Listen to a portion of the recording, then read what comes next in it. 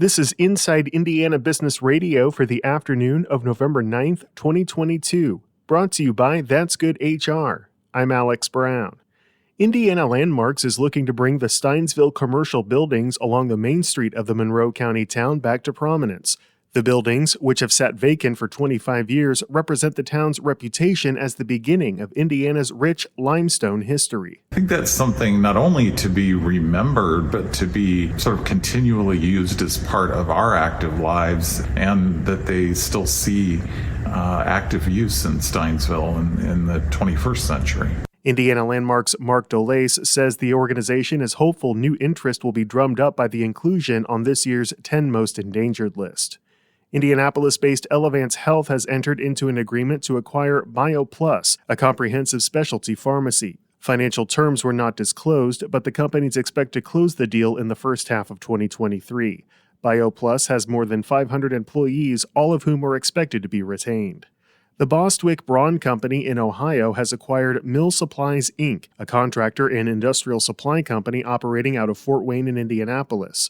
Mill Supplies will operate as part of Bostwick Braun's industrial business division, supplying power tools and fastening systems, among others, to the construction and metalworking industries. Inside Indiana Business Radio On Demand is made possible by the following. With one call to That's Good HR, your hiring challenge is solved. It's that simple. That's Good HR is the secret ingredient to strategic staffing. Have an HR, accounting, administrative, or customer service position to fill? Trust That's Good HR to make a match that's good for everyone, whether temp to hire, or a direct hire placement. For 22 years, That's Good HR has been handpicking employees and employers through a highly personal and authentic approach that delivers long-term results. Visit that'sgoodhr.com. Remember, the match matters. Get ready, Northeast Indiana. We're headed your way. Join IBJ Media and Inside Indiana Business November 29 at Fort Wayne's Grand Wayne Convention Center for Engage Northeast Indiana. We've assembled the region's top business, community, and philanthropic leaders for a discussion on the issue shaping the future of Northeast Indiana. From attracting top talent to workforce and economic development, we'll explore what's working and big ideas for what's next. RSVP by November 18 at InsideIndianaBusiness.com. The U.S. Supreme Court heard an Indiana case Tuesday that could determine whether Medicaid beneficiaries can sue in federal court if they believe their rights are being violated, or whether the Centers for Medicare and Medicaid Services should make that determination. In the case of Health and Hospital Corporation of Marion County versus Talevski, justices explored 1870s law and the Nursing Home Reform Act of 1987, spanning over a century of precedent. The case stems from the treatment and death of Georgie Talevski at a Valparaiso nursing home operated by HHC. His family filed a lawsuit alleging the facility used psychotropic drugs to chemically restrain the man and moved him involuntarily to another facility. HHC argues that individuals don't need to sue government entities such as public nursing homes because other avenues for relief exist. The agency petitioned the Supreme Court to hear the case and settle whether Talevski and other Medicaid beneficiaries can seek relief in a federal court. Legal and public health experts have warned that letting CMS and its parent agency, Health and Human Services, oversee enforcement of rights under Medicaid would jeopardize care for millions, since the agency doesn't have the capacity or funding to complete the task. A ruling in the case is expected at the end of the Supreme Court's term in June 2023.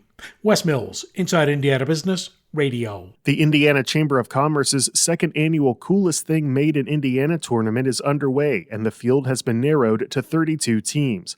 Public fan voting for the second round of the contest, which celebrates the state's manufacturing history and innovation, is open through Thursday. The competing companies and products vary widely, from a chocolate delivery service and dormant plant roots to custom decals, campers, and bourbon whiskey.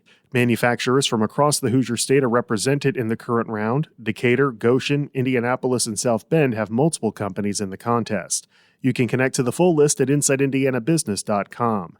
A cargo resupply mission headed to the International Space Station is carrying a 3D bioprinter made in Indiana that could revolutionize human transplants. The 3D biofabrication facility was built by Redwire Corporation, formerly known as TechShot, at its facility in the Floyd County town of Greenville. Vice President of In-Space Manufacturing and Operations Rich Bowling explained what impact the Indiana-built unit could have. We are all striving toward the day when we can manufacture a complete organ, a complete piece of tissue for transplantation into someone sick on Earth. I wouldn't say that that's going to happen perhaps even by the end of the decade, but that is something we're striving for. This is something no one's ever done before. About the size of a microwave, the BFF is the first ever system able to manufacture human tissue in microgravity. Bowling says scientists here on Earth have not been able to successfully 3D print human tissue because the soft material collapses under its own weight. This report is brought to you by That's Good HR, the secret ingredient to strategic staffing. More at that'sgoodhr.com. I'm Alex Brown for Inside Indiana Business Radio on Demand.